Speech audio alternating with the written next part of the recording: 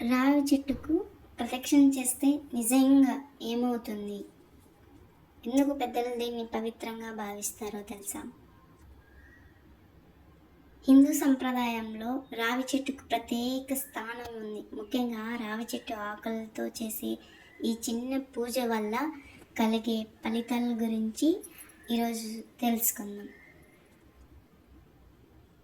ఎలా చేయాలి మొదలు పెట్టేద్దాం. రావి ఆకుపై ప్రమిద పెట్టి నువ్వుల నూనెతో దీపం వెలిగిస్తే కలిగే ఫలితాలు. రావి చెట్టు విశేషాలతో కూడి ఉన్నది. శాపాలు, దోషాలు, పూర్వజన్మ కర్మలను ఈ రావి చెట్టు తొలగించగలదు. అందుకు మీరు చేయాల్సిందల్లా రావి చెట్టును పూజించడమే. అంతేకాకుండా ఇంట్లో రావి చెట్టు ఆకులను ఉంచి దానిపై దీపం వెలిగించడం ద్వారా శాపం, దోషకర్మ ఫలితాలు ఉండవు.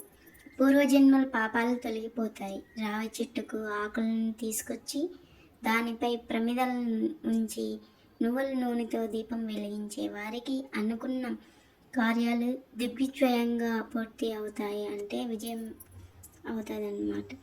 అంత ఉంది రావి చెట్టు యొక్క.